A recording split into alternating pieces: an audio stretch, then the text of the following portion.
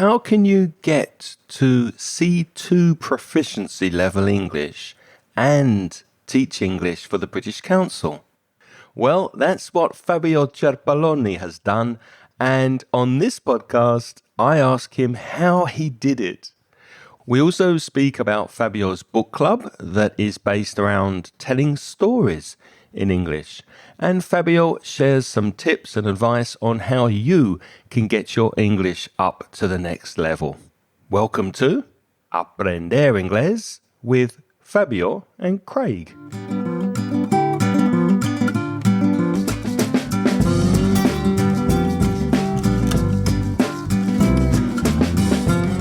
Hello, and if you're a new listener, welcome to the podcast. The aim here is to help you improve your English and take it up to the next level. If you're a regular listener, Reza is not with me this week, but I do have a fascinating guest. Fabio was born and grew up in Italy, but he managed to reach such a high level with his English that he's now teaching it. And I know what you're thinking. How did he manage that? What's the secret? Well, keep listening and Fabio will tell you his story. Before we get started, I'd like to remind you about my conversation course that can help you with your fluency in English. If you would like to focus on your speaking with me and a small group of lovely motivated students via Zoom, go to englishmasterclass.net and put your email on the homepage. I will be in touch with you soon to give you details about the course. And now please enjoy my conversation with Fabio Cerpelloni. Fabio, thank you so much for agreeing to come on the podcast and welcome. It's great to have you. Hi, Craig. It's great to be here. Thank you for inviting me. Well, let's start with a really basic question because I know you were originally born in Italy, but I'm not sure where you are now. So where are you based at the moment? Where are you speaking from? At the moment, I'm in a little town called Cogliate in Italy. It's halfway between Milan and Como in northern Italy. Oh, there's a beautiful lake in Colma. I've never been there, but I've heard about it. Is that right? Yeah, Very yeah. picturesque. It's a very nice town. If you come here, I can show you around because it's great. It's a very lovely it's not very little, but the lake is very beautiful. Yeah, I might hold you to that. I might actually take you up on that now that you've said it on the podcast. I'll remind you in a year or two and say, hey, Fabio, remember you told me to show me around your area? And I will be knocking on your door and asking you for a guided tour. Anytime, because I'm not planning to go anywhere else because I've got a mortgage. So I'll be here for the next 28 years. You're chained to your desk with your mortgage. I am. You can't move, which is really bad news for a traveller, but we'll get on to that later. So obviously people listening, they're going to recognise and notice that your English is at a really, really high level. So how did you get to this level? I know you love reading, so that might be a part of it, but can you give us an idea, give the listener an idea of the process you went through to get your English to this standard? Sure. I moved to London, from Italy to London in 2011. And I started getting serious about learning English once I moved to London because it became such a great passion. Like I couldn't think about anything else really. I started taking courses and I was working for Pret-a-Manger, which is like Starbucks, let's say. It's like a food chain. They sell sandwiches, don't they? Yeah, they sell sandwiches and coffee and soups. And most of my colleagues... Let me interrupt you there. So how was your English when you first went to the UK? What level were you more or less? I was a weak B2 student. Okay. Yeah. So all my colleagues were from different countries from around the world. I had colleagues from South America, from Europe, from Asia. And I started using English on a daily basis. And the more I used it, the more I noticed also the gaps that I had. I had certain colleagues that could speak very good English. The Polish people could speak very well. Spanish, not so much, I must say. Italians, like the Spanish. And I would listen to my Polish colleagues and I would feel like I thought, if they could speak like this, like they are non-native speakers, how can they speak so well? I think I could do the same. I could get to that level too. So that motivated me. I think noticing the gaps that I had was really useful to generate motivation and to keep learning. It was useful to get me to sign up for courses and doing exams, taking English exams. So London was the starting point. It sounds like there might have been some jealousy and envy there, listening to those Polish speakers having better English and thinking, I want to be as good as they are. How long were you in the UK? I was there for 1 year and a half, more or less. So it was total immersion. You were working in English, speaking English every day, and taking language courses in London, correct? Correct, yeah. And then I decided to move to Australia because I was in London with my girlfriend at the time. We broke up and I thought, okay, now where else can I go? Because I managed to survive here in London, away from my family, away from my house. Now, where else can I go? And I thought, I want to keep speaking English on a daily basis. I want English to be part of my life. But why the other side? Why the other side of the world? Australia? Was the breakup with your girlfriend that bad? Why didn't you go to Dublin or Edinburgh? It was closer. I didn't think about Ireland, to be honest. I was thinking about Canada, but apparently it was very hard to get the visa for Canada. And I started researching English-speaking countries, and I thought, okay, Australia. Australia sounds fun, It was also a challenge because it's a country that it's on the other side of the world. And I thought, okay, this would really put my abilities to the test. So let's see if I can do it. So I went back to Italy for 3 months. I booked a flight to Adelaide. And after 3 months, I flew there. And I spent 2 years in Australia. 2 years? Wow. You worked, yeah? You worked while you were there, yeah. obviously. Yeah, I worked. I did all sorts of jobs. Like I sold paintings door to door. I worked in restaurants. I worked mainly on farms. So I picked mandarins, mangoes, tomatoes, all sorts of fruit and vegetables. And after 2 years, 2013 was I think it was the best year of my life. It still is to this day. And then I thought, okay, now my visa has expired. Where else can I go? What's another English-speaking country? Before you left Australia, Fabio, did you take any exams there? No. Yeah, I took the FC, what is now called B2 first, so Cambridge B2 in London. In Australia, I studied by myself. I remember I used to pay attention to how people express themselves.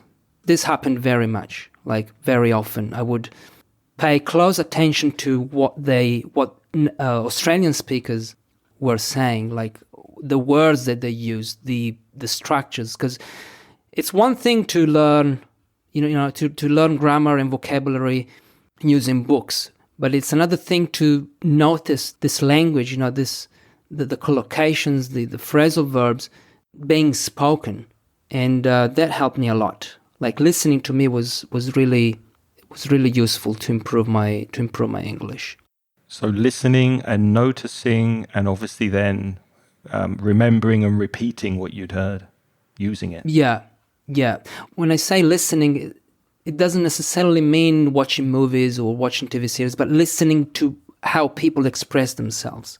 That's what I mean by listening. Like, if I see a word and if I hear it spoken, it's highly likely that I will remember the spoken version of the word rather than the written form. I don't know if you get me. Yeah. I'm the same. Yeah, I'm the same. I'm an audio learner rather than a visual learner. Mm. So in Australia, it was pretty much self-study, and then I moved to New Zealand. In New Zealand, I took the CELTA course, which is like the first training, the foundation basically. It's a teaching training course, and I started teaching in Auckland. I had international students there. And they accepted you on the CELTA course with a B2 certificate? No, sorry, I forgot to tell you that I studied for 3 months for the C2 Proficiency, Cambridge C2. Wow, so you jumped from B2 to C2? Yeah, well, I was B2 in London, then 2 years in Australia. I think that was the main... Yeah, it catapulted you forward. Lovely. Like a catapult. Yeah. threw you forward, yeah. And then in Auckland, I applied to the CELTA course with a C2 certificate. So, they accepted me with that.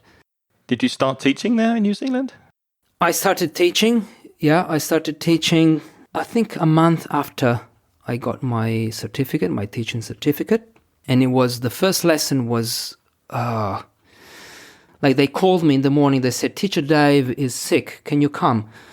Okay. Like I didn't have anything prepared. Because during the teaching course, during the CELTA course, they give you 2 days to prepare a lesson. Yeah, and it's usually only about 10 minutes. You have to stand in front of the class. It was for me, just preparing for 2 days and then teaching for 10 minutes. Yeah, exactly. But that day, I had 10 minutes to prepare a 3-hour lesson. Wow. How did it go? It went well because I had a teacher's book. You know the teacher's book that comes with the student's book? Yes.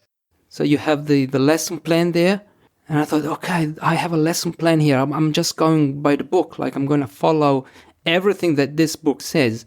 And that's what I did. And I remember it was a lesson about London, coincidentally. Yeah, it was a lesson about Buckingham Palace. It was an elementary class, so quite easy. But still, when you have 15 people in front of you and you haven't prepared anything, it's scary, and it's your first day. How did you feel standing up in front of 15 people for the first time and teaching? Well, I just smiled a lot because that would, cover the fact that I was panicking. It was like a mask that I put on. But after, the first 30 minutes, I was sweating, really. Literally, I was sweating. But then I thought, okay, but, these guys are just elementary students. I can speak much better than them. Yeah. So I have this advantage. Anything I say would be, they would accept it. So, the lesson then came out all right. Yeah. So looking back on the way you've summarized your English journey, which is very interesting, it seems like it was pretty much immersion in the language, in the culture, in different countries, with studying at the same time. But did you ever hit some kind of intermediate plateau, or did you arrive at a level at which you felt discouraged? Oh no, my English isn't improving. I don't feel I'm making progress. Or because you were living abroad, did that not happen to you? It didn't really happen. But when I got to an advanced level, so when I was in New Zealand and I was studying for the CPE, for the C2 certificate, I thought, I didn't have enough opportunities to speak the language. Because in class, I was doing a CIE course, so I was the odd one out. I was studying for the CPE, but I was in a CIE course because they didn't have enough people taking the CPE course. And in the CIE course, I felt a little bit discouraged because I could feel that the students were not at my level. And I thought, I can't make improvements here. And that was a mistake, by the way. That was me being a little bit presumptuous. Is that the right adjective? Yes, so you felt that you were above their level and you really won't progress very far because even though obviously the teacher could teach you things, your peers, the other people in the class, the other students were below you, so you couldn't really learn from them.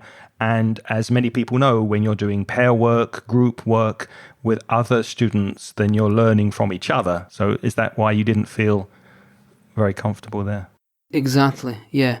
But so I said, I talked to my teacher and I said, I want to study alone at home. I want to do more writings but then I did that. So I wasn't attending classes anymore. But I felt frustrated because I didn't have anyone to speak. And I thought, my girlfriend, I remember my girlfriend told me, why don't you go back to those classes and speak to those people in the class? And I said, but those people their level is not as good as mine, so I don't think I can make progress. And that was a mistake, like thinking that because I was going to speak to people whose level was below mine wouldn't make me improve. That was a huge mistake. Were you worried about learning bad habits, grammar mistakes from them? Not really, no. I thought they couldn't really say anything that would make me go, oh, that's an interesting word. Oh, that's I've never heard of that. Oh, in London I had the Polish people that would motivate me, but in that class I didn't have anyone. But then at the same time I was complaining because I didn't have anyone to talk to.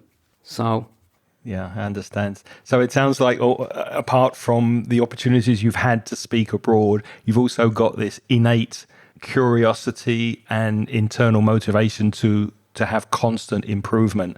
And that's really what perhaps helped to drive you forward and advance you in your level and get to the level you are now. That's interesting. Yeah.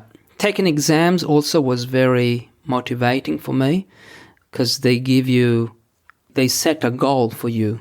You have to pass the exam. That's the goal. Everything you do it because you want to get the piece of paper, right? So for you, Fabio, were exams a means to get to the next level and some way of organizing your studies and having a goal at the end? Or did you think, well, maybe this will be useful in my career later? Or was it a combination of both? I took the B2 first and IELTS as well because I wanted to challenge myself. But the C2, I studied for the C2 for Cambridge Proficiency because I was going to apply for the CELTA course. And the minimum, the entry level for the CELTA course, the teaching training course, was C1. So I thought if I can prove to the interviewer that I have a C2 level, then I'll be all right. And that's what I did. So the C2 was a means to an end. Yeah, I understand. Yeah. All very interesting, and I hope the listeners have learned ways of how they can improve their English and get to Fabio's level. Before we say goodbye, I've got a couple of quick questions for you. Fabio, what's one thing, if you were to tell someone about yourself, would they find it difficult to believe? Mm-hmm. I've been in a relationship for 10 years, and I live with my partner, and we don't sleep together. Like, we have 2 separate rooms. So this is because I hate waking up with an alarm. And my girlfriend wakes up very early in the morning, like at 6 a.m. Why does she wake up at 6? Is that because of her job? Job, yeah. Okay. But I don't wake up before 7:30.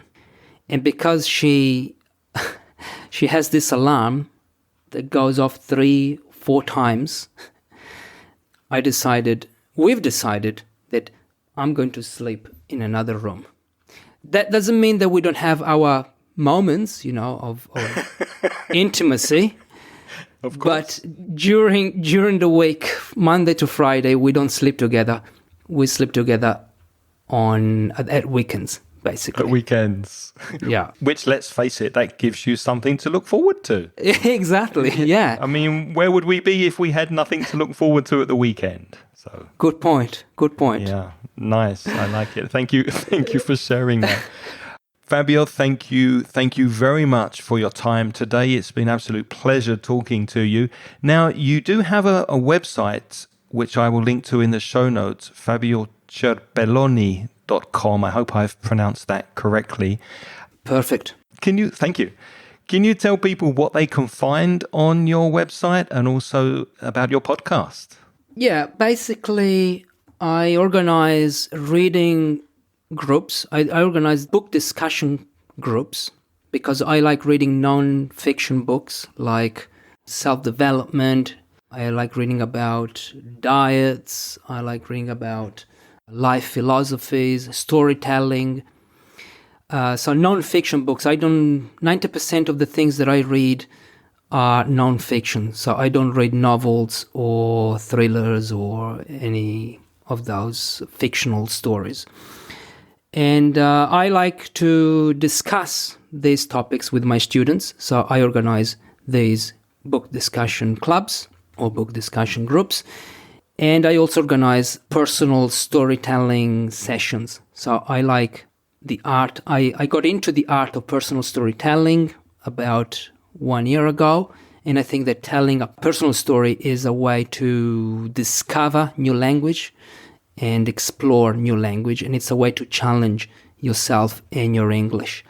So this is what they can find on my website. On my podcast, I tell personal stories to inspire, to connect. I also do it for myself because that gets me to reflect on who I am, why I am the way I am, and how I got to this point in my life.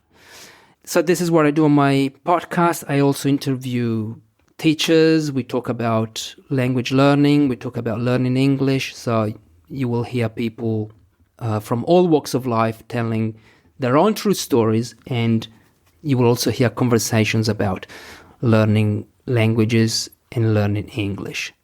Yeah, so my podcast is called Stolaroid Stories. You can listen to it on my website and, wherever you like listening to podcasts. And yes, my website is my name, so Fabio Cerpelloni, which in English I like to pronounce it at Cerpelloni.com. And Fabio actually interviewed me, so if you'd like to hear my story, you can go over to his website. I'll link to it in the show notes. And listen to my story about Mallorca. Fabio, what level should students have in order to participate in your storytelling program? I would say B2, C1. That would be the right level. Yeah. Okay.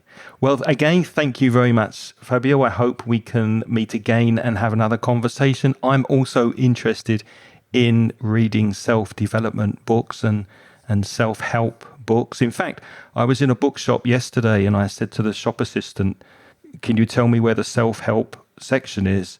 And she said, no, find it yourself. So there you go. It's been lovely talking to you, Fabio. This is British humor. Yeah, I couldn't resist. But no, seriously, I am interested in self-help. I don't read fiction either, so we've got a lot in common. Let's do this again. Yeah, I'll be waiting for you because you have to come here and visit Colma and, see the lake. Remember that we spoke about that? I will do that. So thanks again. Okay. Thank you, Craig. All the best. Bye-bye. Bye-bye.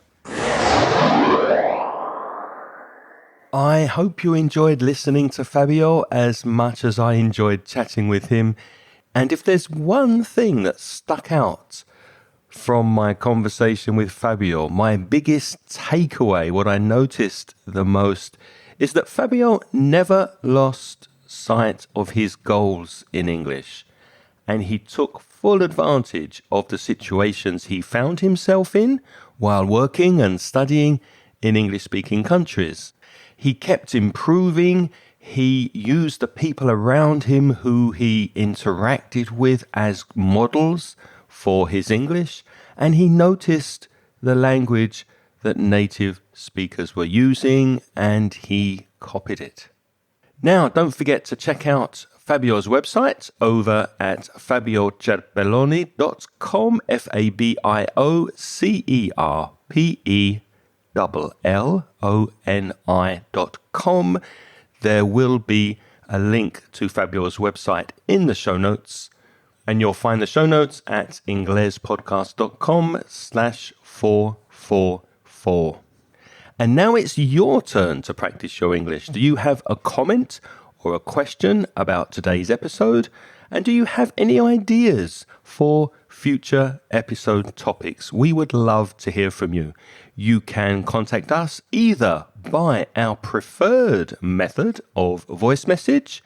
Go to SpeakPipe, speakpipe.com/Ingles podcast and leave us a voice message. Or you can reach me by email. I'm Craig, CRAIG, at inglespodcast.com. And to reach my co-host Reza, Belfast Reza, REZA, at gmail.com. If you're looking for paid courses to help you with your English, you can find a selection on the Mansion Ingles website. Go to store.mansioningles.net. And last but not least, thank you to all of you who are helping us by supporting this podcast on Patreon. And you too can join our Patreon program for as little as $1.20 per month. And that's including the VAT tax. When you do this, you get instant access to the transcriptions of these podcasts so that you can read every word that you hear. For more information, go to Patreon, patreon.com/Ingles podcast.